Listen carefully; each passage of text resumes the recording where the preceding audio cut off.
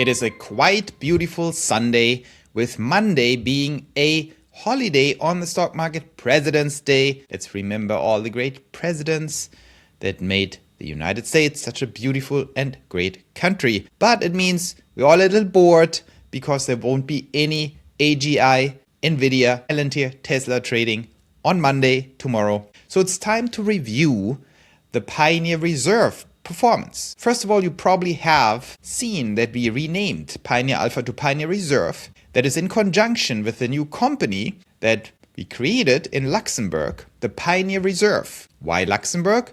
Because it's the global gold standard, or one of the global gold standards for securitization. And we are issuing the Pioneer bonds. You probably have heard about them.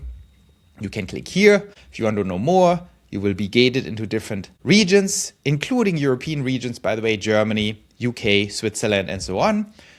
Most importantly, if you're United States, you get a special page because the bonds can tell you a little bit more when you're in the United States. So the gating is very important, but that is not the topic of this video today. You can check it out there. Today we are going to discuss the weekly performance. And since we are 6 weeks now into 2026, we're also going to talk a little bit about the year-to-date performance of the Pioneer Alpha strategy, represented here by the Pioneer Reserve. That is my trading strategy, as you probably know, trading and more importantly, investment strategy, the focus on Tesla, but some other stocks go in and out of the portfolio right now. Robinhood, which is the big story for this week.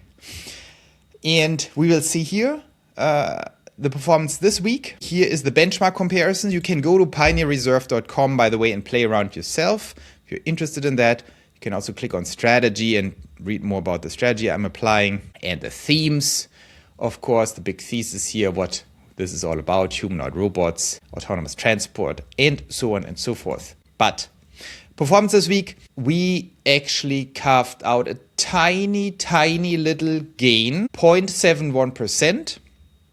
That compares with Tesla that performed 1.54% this week. So this is the first time that we have a negative alpha. It's one of these weeks where we underperformed Tesla. Why is that? I can tell you why. Actually, my Tesla position in all the Tesla trades, the churn strategy, the short puts were very successful, even though we had a very scary episode. A scary episode here. If you go to the Tesla chart, you know what I mean.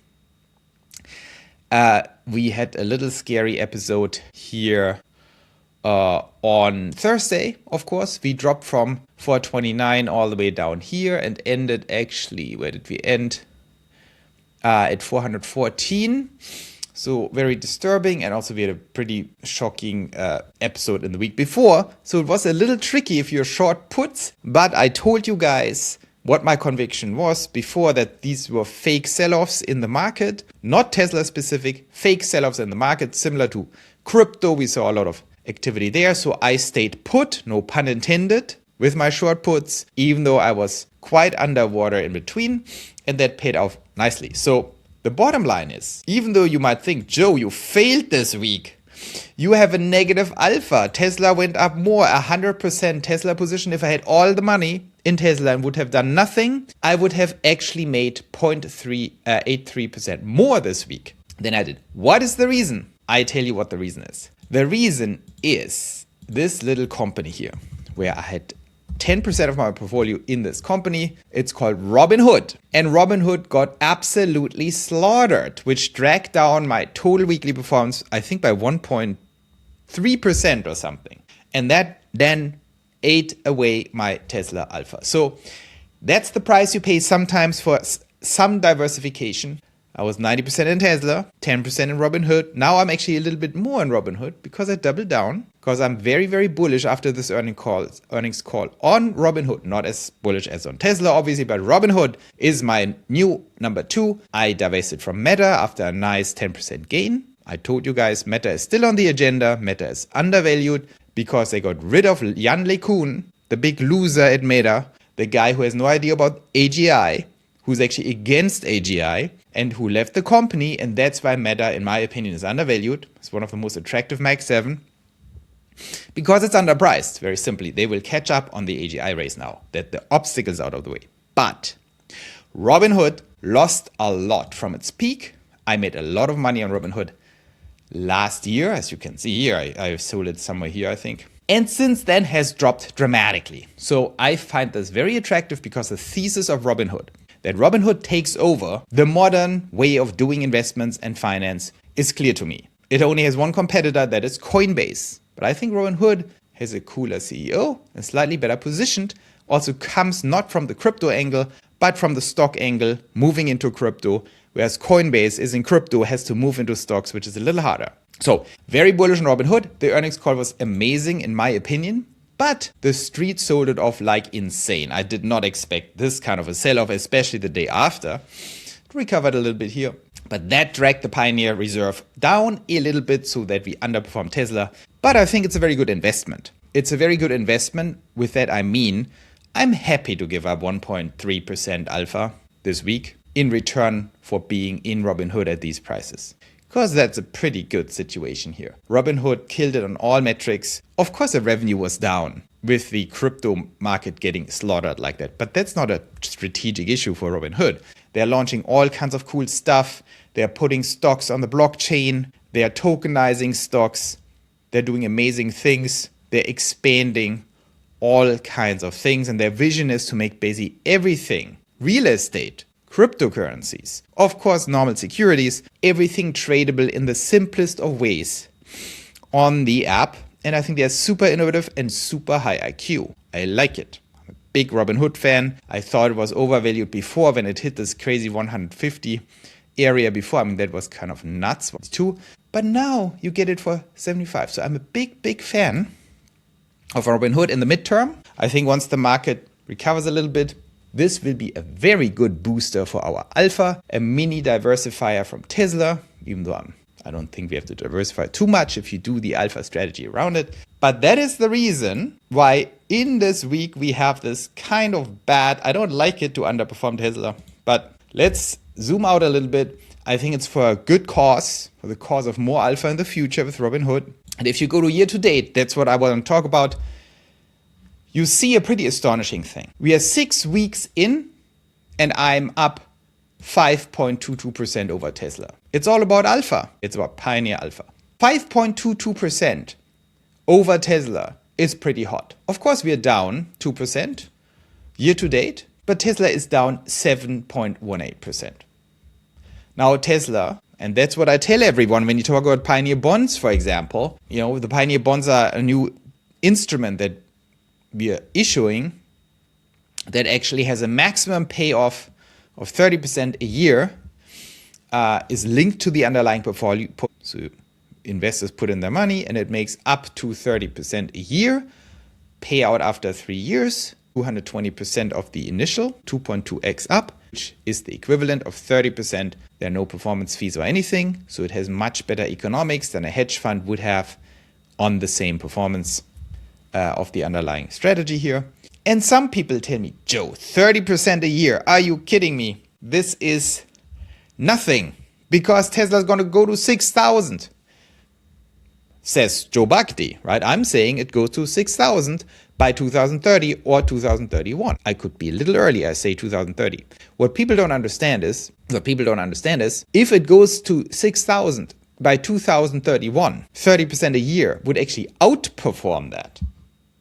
Did you know that? The power of compound interest. To make a long story short, 30% a year is as good as it gets. If you have an investment that makes you 30% a year constantly, you are in very, very good shape and you're definitely in the top 1% of the world, including the richest people in the world, in terms of CAGR, compound annual growth rates. On Pioneerlands, we have a lot of cool stuff coming up next week. Actually, go to pioneerlands.org. Why am I saying this? Because we will have more tools for you guys, free. Of course, citizens get special treatment if you pay $9 a month, by the way. But if you don't want to, you can go to Pioneerlands and get it all for free. We will have new wealth management tools because I want all of you guys to play around and get a better feel. Even if you're rich, right? Some of you have a lot of Tesla shares. Even though most people don't have a good intuition for these percentages. And I want everyone to understand and play around. How much percentage per year would actually make you how wealthy in terms of income?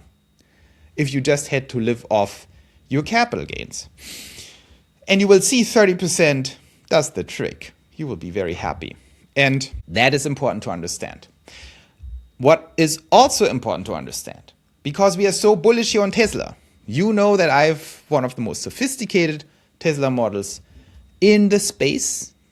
Of course, I would never say more sophisticated than the great CERN Basher, for example, or other smart Tesla tubers and commentators. Dan Ives also secretly has very smart models that he can't show anyone because he has to always dumb it down a little bit for the institutional investors. But we all know where this train is going. But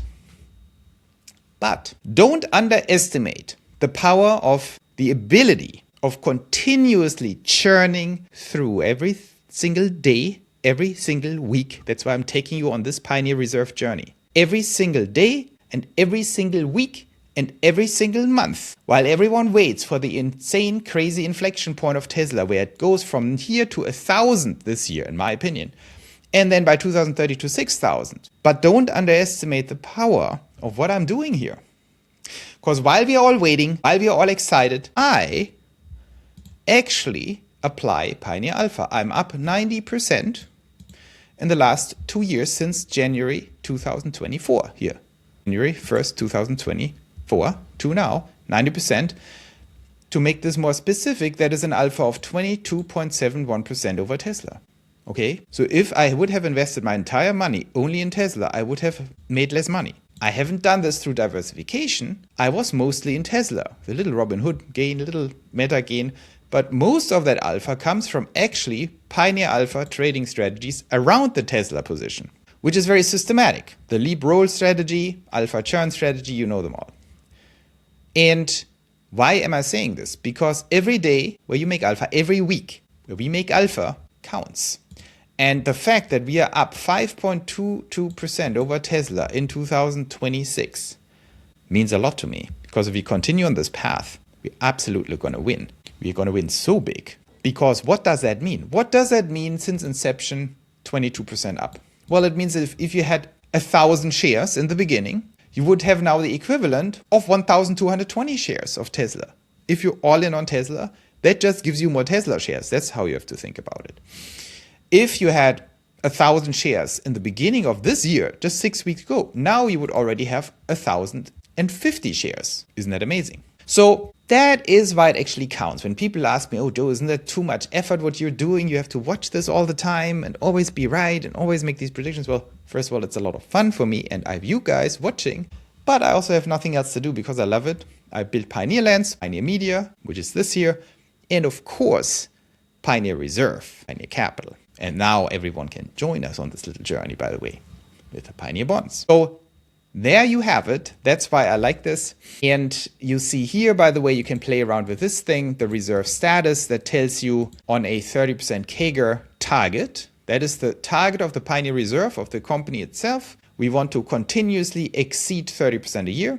That is not a promise. I'm not talking about any security here. I am talking about the strategic corporate objective of this Pioneer Reserve that I own, by the way. The objective of this company is to show to the world that we can convert the upside of AGI, the upside of this insane thing that is happening all around us, into a steady stream of 30% a year yield, or more of course, but at a minimum 30% yield. Not a promise, as I said, but the objective, the target, the raison d'etre, the reason to exist for Pioneer Reserve is to demonstrate and develop the ability to convert the volatile waves of the market and the AGI world into the stable stream of 30% yield. I will do a separate video on this, just on the vision of the company. I think it's actually the most important thing, literally the most important thing we can do right now, civilizationally, to develop the Pioneer Reserve. Because if we could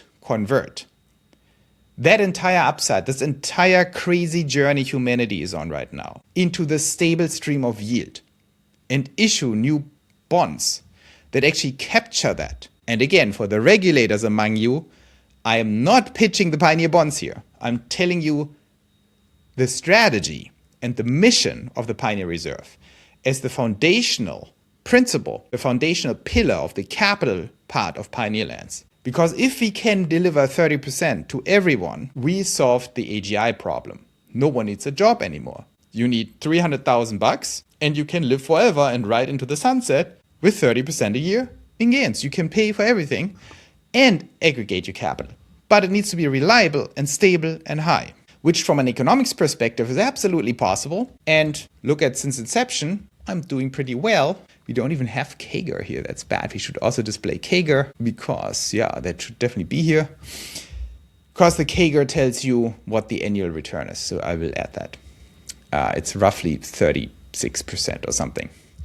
So that is what we are talking about. And if you do some more benchmarking here, the NASDAQ, for example, is actually down 3%. That's very interesting, right? So when you compare Tesla to the NASDAQ, Tesla is down much more. The NASDAQ is down 2.99%.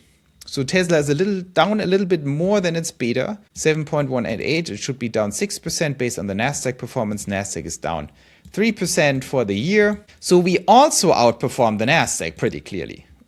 We also outperformed the NASDAQ pretty clearly with 1% alpha. If you want to have more fun, you can click on ARK Invest. By the way, we outperformed ARK the ETF, by 6.71% just this year. But they did a good job. I think if we look at since inception, how are they doing? We are outperforming them pretty badly. 56% over ARK over a 2-year period since inception. So that's, you can play around yourself with all these different benchmarks here. But that's what it is. So where do we go from here? What is my strategy for next week? And how do we maintain this nice performance? As I said, I don't see this as a big problem for me, even though I hate this number. I hate that I have a negative alpha over the last week. But given the whole Robinhood situation, sure, it dragged me down very badly. Look, here, this is a big drag. But I'm very happy with the position. I think it will pay off more than handsomely and will get us more alpha. I will remind you guys in the future when we make a lot of money on Robinhood. I will remind you on this week where Robinhood famously dragged down the Pioneer Reserve below the Tesla performance for this week. Because I want you guys to remember this was a good investment. I'm pretty sure. So where do we go from here? Let's focus on Tesla, our big boy. Where do we go from here? Year to date, Tesla choppy, right on the high end, 450 this year. Here 449, so 450 seems to be a little bit a bounce off situation. Then we had this terrible drop to below 400 very recently, February 5th, and now we are here hovering around the 420. What do I think is going to happen next, and how do I prepare myself to be ready? So there are some interesting comments on the interwebs. One from Funstrat, from Mark, what's his name? Mark, the technical expert.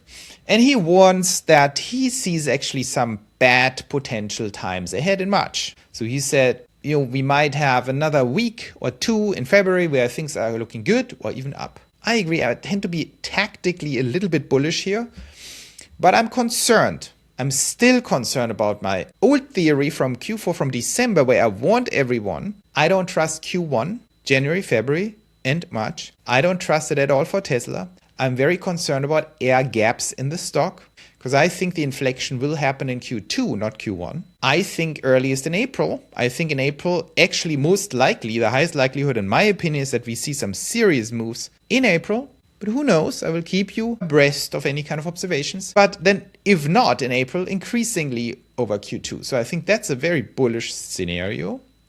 But I warned everyone that Tesla could drop below 400. And you guys thought I'm a little crazy because Tesla was at 490 when I said it. But I said to everyone in Q1, I'm concerned. So I'm a little cautious. That's why I have good alpha, by the way.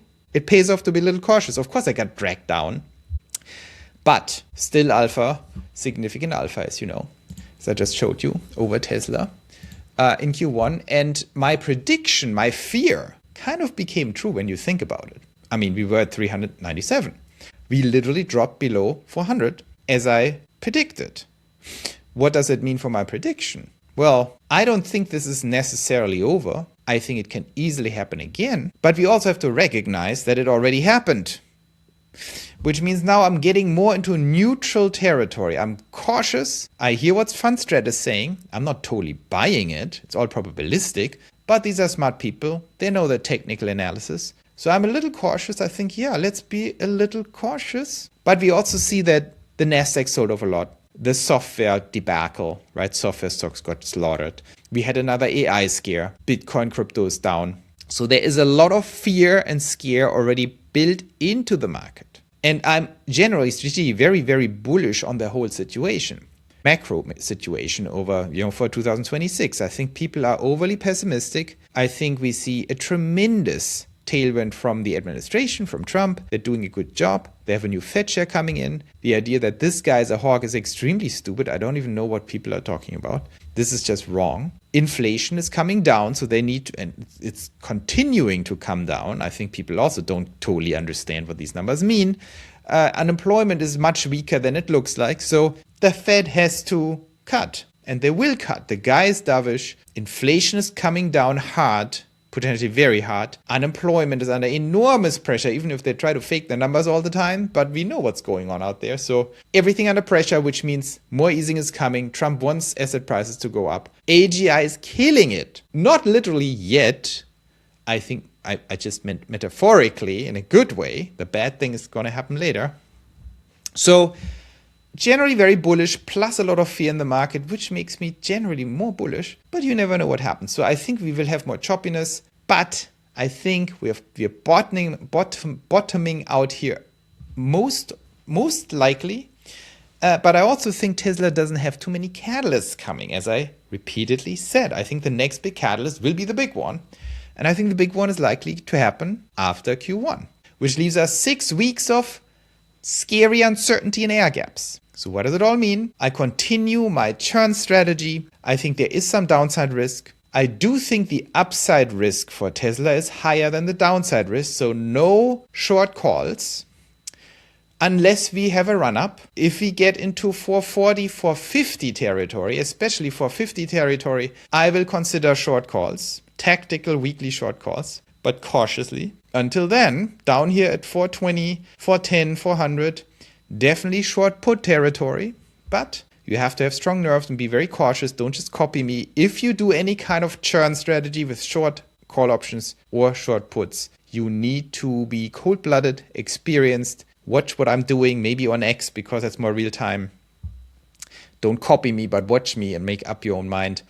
And just understand, be cautious. And if things go wrong, you have to act, you have to take losses. So that's where I see this whole thing going. I hope I can continue to perform to that level, even though that's nearly impossible to make 5% alpha over Tesla in 6 weeks. You can do the math, right? 5% in 6 weeks is how much in 8 weeks? Oh my God, my math. That's probably 7%, 5.22. So I would make 7% every 2 months, 7% times 6, but compounding, which means we would have like 50, 60% alpha over Tesla this year. Who knows? Maybe we can pull it off, but that would be very nice. I also think Tesla will go through the roof this year. So making 60% alpha over that, pretty much impossible. But that makes me even happier. We are on a very good path here. We are getting warmed up for the Pioneer bonds that will kick into gear probably around March 1st to March 15th. Let's see. Everyone can check the website. This is all compliant now. I'm making sure I'm not saying anything wrong here. You can go on the website, click on Pioneer Bonds. It will gate you through it. It will check if you're actually qualified and, under the European regulations, MFID, under Accredited Investor Regulation 506C in the United States, and under Swiss and UK regulations. I think we are very compliant here. I have to be cautious because this is a YouTube channel. But I think this can be a tremendous journey. I think we are on a good track now. Play around with the website. I can just encourage you. Ask any questions you want, of course, in Pioneer Lands. I can show you the latest here. We just updated it today. Is that the latest version? Yeah, it's actually pretty good. So here is Pioneer Lands, the latest. You see what's coming here. Do we have the Wealth app? Not yet, but this is coming live. The cities, this is going to be revolutionary. I'm going to do an extra video on that. The Wealth app will be ready. But the Academy, you can ask me any question. The whole shebang. You click on wealth, for example. You see all the different questions. If you have any questions about options, ideally you click here on the options, on the stocks piece, alpha and options. Here is actually your question you can ask, or on your whole portfolio strategy here. So here you can ask me the questions. If I like them and you get votes on it, you get on YouTube. I still have to answer Kevin's question. Kevin has this great question, but not now. And yeah, just join it. There you will see how this works. And we have some extremely cool stuff coming up next week. So that was my Pioneer Alpha and Pioneer Reserve update for this week. We will make this a little bit more formalized very soon in lieu with the company. And this will be a lot of fun. And I hope we can build the capital foundation for Pioneer Lands and make all Pioneer Bond investors very, very happy. I hope that was interesting. Ask your questions wherever you want in the comments, on Pioneer Lands, in the Pioneer Academy, and see you tomorrow.